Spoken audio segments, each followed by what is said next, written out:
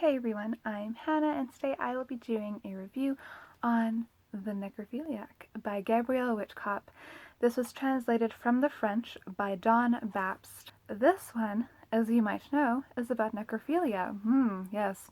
This one follows our narrator, Lucian, as he writes in journal form about his adventures in necrophilia. Not really adventures, but his experiences in necrophilia. He has been a necrophiliac for about 30 years. He is in his late 40s while he was writing this. Lucian writes about his greatest love affair to the first time he was ever aroused by a corpse and to the time that he was disgusted by one. Lucian was about 10 years old when he discovered that he was sexually attracted to corpses. He was playing with himself for the very first time at around that age, and his grandmother walked in, although she didn't know what he was doing, had just mentioned that your mother has passed. Please come see her. She was in her bed, lying lifeless, and he saw this corpse and didn't associate this corpse with his mother, but instead with a very beautiful, young looking creature, basically. He went up, closely examined her, smelt her, and just loved everything about her. The fact that she was laying lifeless was something that I suppose in many ways was very erotic to him, but also the fact that when a human dies, as he mentioned, they don't carry around with them the things that living humans do, which, if you decide to read this, you'll know what it is or what it all is. And as many people would probably think, yes, it's probably quite disgusting.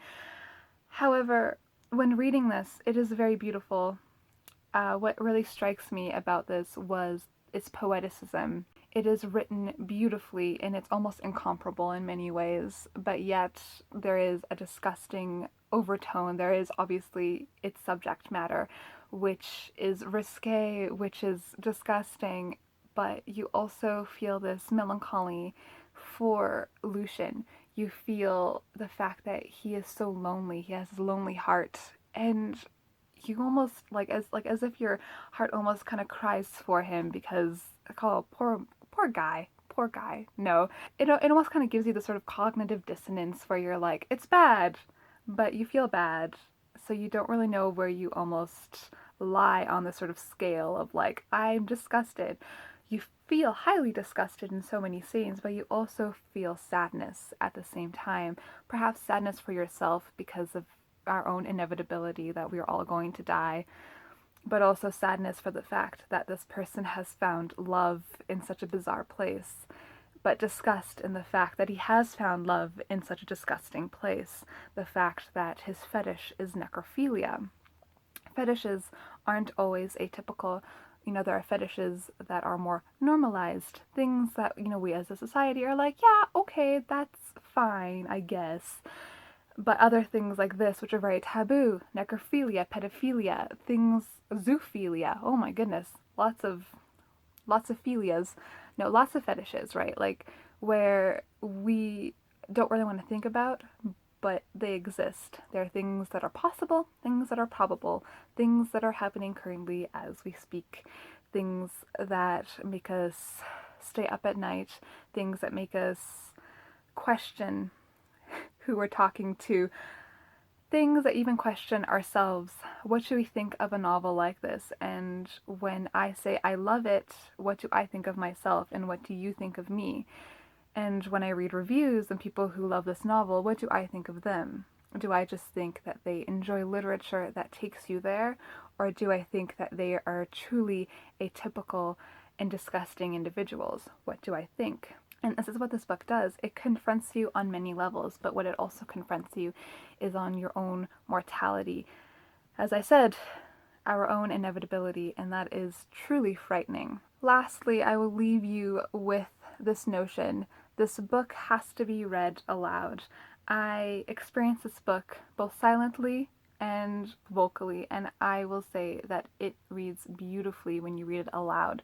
It is something that is an experience to have all on its own. So I will leave you with an excerpt. This is the first entry that Lucian writes. Let us begin. October 12th. The gray eyelashes of the little girl cast a gray shadow against her cheek. She has the sly, ironic smile of those who know a lot. Two uncurled locks frame her face, descending to the hem of her blouse, which has been pulled up under her armpits to reveal a stomach of the same bluish white seen in certain Chinese porcelain. The mound of Venus, very flat, very smooth, shines slightly in the lamplight. It seems to be covered in a film of sweat. I spread the thighs to steady the vulva, thin as a scar, the transparent lips a pale mauve. But I still have to wait a few hours. For the moment, the whole body is still a bit stiff, a bit clenched, until the heat of the room softens it like wax.